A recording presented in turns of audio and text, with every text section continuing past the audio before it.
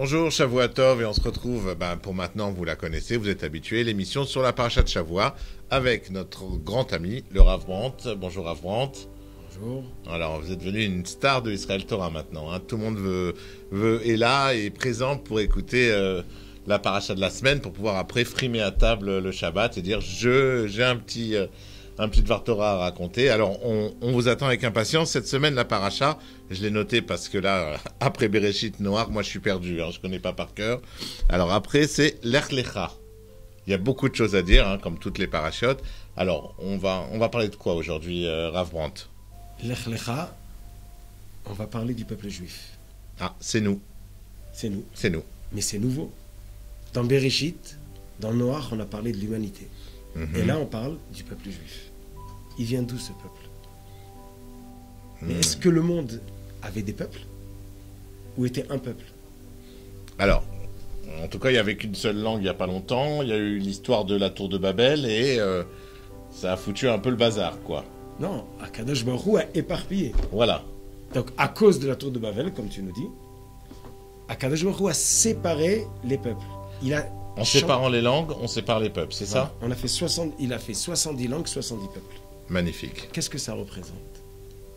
C'est que l'histoire du monde va avancer pas par un chemin.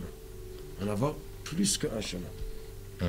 Et là, Akadosh Baruch Hu va choisir parmi les peuples, le peuple phare, si on peut dire, qui va amener l'humanité vers Akadosh Baruch Hu. Et le peuple phare, c'est qui? C'est Fabrice. Phare Fabrice. Phare Fabrice, ok. Fabrice. Alors, Akadosh Baruch Hu dit à Abraham, Lech Lecha, tu vas aller vers Eretz Kenaan. Ah, Lecha, c'est va vers toi. Pour toi. Pour toi. À ton profit. D'accord. Mais tu vas aller vers Eretz Kenaan. Ok, c'est-à-dire que là, on n'est plus dans le contexte de l'humanité. Dieu, il parle au peuple juif, il dit, allez, maintenant, ton histoire, elle démarre, va pour toi. Le peuple juif n'existe pas encore, il parle à un homme. Un homme qui, à la base...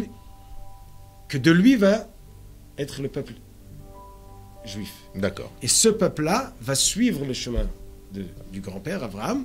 Et grâce au grand-père, à notre grand-père Abraham, nous allons amener toute l'humanité, au plus tôt, ou au moins à la fin des temps, vers la foi et le savoir de l'existence d'Akadosh Baruch Hu. Si je peux préciser que notre grand-père est visible quand vous voulez à Hebron, il a une grande maison là-bas et il reçoit tout le monde. Et c'est très sécurisé d'aller à Hebron. Vous pouvez prendre le bus à Jérusalem ou prendre la voiture. Vous allez sans problème à Hebron pour aller voir Papy Abraham, qui est disponible 24 heures sur 24 et 7 jours sur 7. Surtout que jusqu'à aujourd'hui, tout ce qu'on a, tout notre mérite, c'est Bisrout Avraham Avinu. Et pourquoi? Eh bien, c'est ce qu'on va voir dans la paracha, que Kadosh Baruch Hu a promis à Avraham une alliance qui ne sera jamais détachée.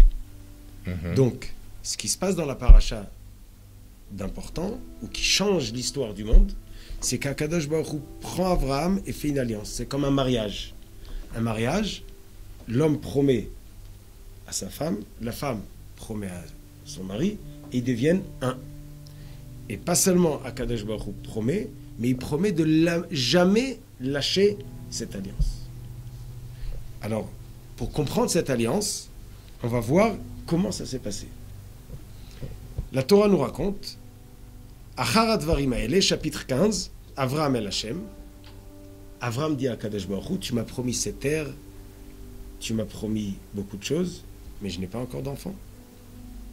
Alors, Akadosh Baruch Hu dit à Avraham, sors et regarde dans le ciel, regarde combien d'étoiles il y a, et tu auras des enfants comme des étoiles. Et là, il lui dit, mais... J'ai pas une assez grande maison. Et Abraham lui dit, je te crois que j'aurai des enfants, mais d'où je sais que mes enfants vont hériter cette terre et ils vont suivre, ils vont avoir le privilège de ce que tu me promets. C'est déjà un juif qui négocie, il lui dit, ok, tu me promets, mais moi je veux le contrat signé, c'est ça? Ouais, ok. C'est des paroles, hein. Tant que c'est pas écrit, moi... Ok. Comment je peux être sûr? C'est quoi le contrat? Voilà. C'est qui le notaire de l'histoire? On est d'accord. Alors, la Torah nous dit, Vayomer elav ani Hashem Asher otziticha me'ur kasdim, latet lecha et eretz azot erishta. Il dit, comment je sais? Il dit, tu vas prendre 3 animaux, tu vas les couper en 2, et tu vas passer entre. Ça veut dire quoi? Couper un animal en 2 et passer entre. Bon, je ne connaissais pas ce concept. C'est un concept d'alliance. Ah, d'accord. Comme dans la Brit Mila. On va voir à la fin de la paracha, on coupe un petit morceau. Ça veut dire quoi? Ça veut dire que si on veut devenir un, je prends un petit peu de toi, ou tu me donnes un peu de toi, je te donne un peu de moi, et là on devient un. À Kadosh Baruch Hu dit Abraham, on va faire une alliance. On va couper les animaux, on va passer ensemble. Ça veut dire qu'on va devenir un, soudé.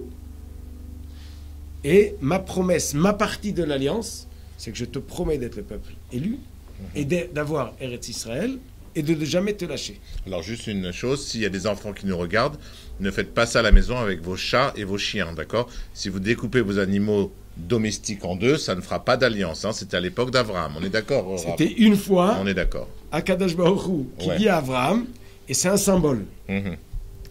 Pour en savoir plus, en réalité, le symbole, c'est que ces 3 animaux représentent les exils. Mais bon, ça c'est pour une autre fois. Et de l'autre côté de l'alliance, c'est pour ça que juste après cette alliance, Abraham va être ordonné de faire la Brit Mila. C'est le peuple lui qui donne quelque chose en contrepartie, devenir un avec Akadosh Baruch Hu. Mais là, il dit comme ça. Il aurait pu prendre un bras ou un truc, non. Non, ouais, ok. Mais sans bras, on peut pas... Ouais, alors que là, c'est un truc qui sert à rien, quoi. Ok, on est d'accord, on continue. Passons. Alors, comment il se passe? Vayehi Hashem eshlavo vetardema nafla al Avram.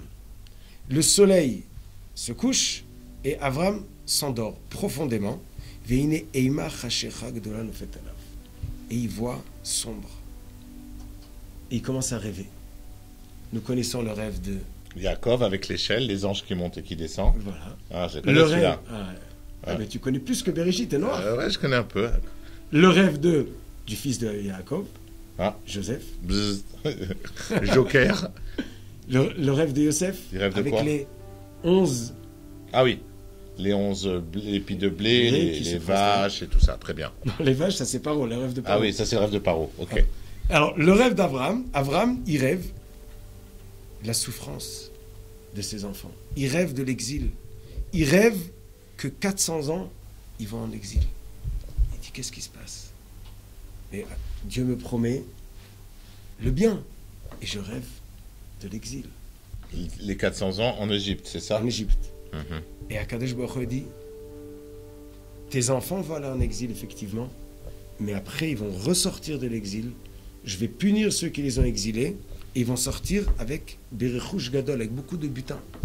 C'est quoi qui... Ils vont sortir avec quelque chose. C'est quoi ce quelque chose? C'est la possibilité de devenir le peuple élu. Cet exil, c'est pas une punition, mais c'est comme, ils appellent ça ici les tyronoutes. C'est très grave, c'est très très grave. Ça veut dire que on a besoin de souffrir pour se réunir et devenir un peuple. On a besoin de s'habituer à porter le joug du judaïsme, à être apte et capable de vivre à la hauteur d'un juif. Abraham, il a fait son pas vers Akadosh Baruch Hu, et nous, à travers l'exil, on va être capable de devenir serviteur de Dieu. Quelqu'un qui n'a jamais été serviteur, il ne sait pas c'est quoi écouter l'autre. Pour pouvoir écouter et pour pouvoir jouir du bénéfice, il faut qu'on s'habitue comme un khayal. Quand on dit khayal, militaire. Un militaire, un soldat. De Tsahal. Ou de... la meilleure armée du monde, on ne va pas parler des autres. Continue. Donc, un militaire, pour pouvoir être capable de faire face à la guerre, on le rôde, on l'apprend pendant quelques semaines, quelques mois, être à la hauteur. Et à Kadosh Baruch Hu dit à Abraham, Srarcha harbe meod, ta récompense est énorme. C'est-à-dire le peuple juif va jouir de quelque chose de spécial. Et en contrepartie, pas en contrepartie, mais il doit s'habituer à cette chose-là. Il faut qu'il va en exil pour pouvoir être à la hauteur de cette chose-là. Cette paracha de Lech Lecha, on a l'alliance qui se fait entre Akadosh Baruch Hu et le peuple juif, Abraham rêve de ce qui va se passer et il a la promesse qu'il va ressortir de l'exil un peuple qui va pouvoir être apte d'avoir Eretz Israël, de recevoir la Torah et être le phare du monde entier vers la Emouna. Et à la fin de la paracha, nous avons le premier pas que nous faisons de notre côté vers Akadosh Baruch Hu, c'est la Brit Mila. Ok. Nous aujourd'hui, pour conclure, 3-4 000 ans après, nous voyons que l'humanité entière s'approche vers ce chemin. Nous avons les Juifs, nous avons nos cousins, Ishmaël et Esav. Donc le fils d'Abraham, le deuxième fils, on a Ishmaël et Yitzhak. Yitzhak a deux fils, Esav et Yaakov. Nous avons les chrétiens, les musulmans et les juifs monothéistes. Tous suivent ce nouveau chemin d'Abraham, de l'existence de Dieu. Le monde avant Abraham faisait Avodah Zarah, essayait de nier l'existence de Dieu. Avodah Zarah, c'est l'idolâtrie. Idolâtrie. Depuis Abraham, il y a la reconnaissance de Dieu qui vient au monde. Nous ne sommes pas d'accord avec les chrétiens, nous ne sommes pas d'accord avec les musulmans. Notre chemin, à notre avis, est le juste. Mais même eux parlent du monothéisme. Nous avons aujourd'hui sur 7 milliards, peut-être 4 milliards, la majorité du monde qui va déjà vers le sens. Qui est monothéiste. Si pas tous les... Qui est monothéiste. Et ça, c'est le chidouche d'Avraham Avinu, de reconnaître Akadosh Baruch Hu. Donc on va, avec toutes les difficultés, et peut-être toutes les épreuves, et toutes les embûches, qu'on va ou avoir des complications qui tout le long de notre histoire. Mais on sait où on va. On a la promesse, et nous le voyons aujourd'hui. La promesse, Dieu nous l'a gardée jusqu'à aujourd'hui. Et Bezrat Hashem, nous allons voir très vite la venue du Mashiach, où tout le monde entier va voir la révélation divine que Abraham a dévoilée déjà il y a presque 4000 ans. Merci beaucoup, Rav. Shabbat Shalom. Shabbat Et si Shalom. Dieu veut, alors je le dis. À la semaine prochaine. À la semaine prochaine.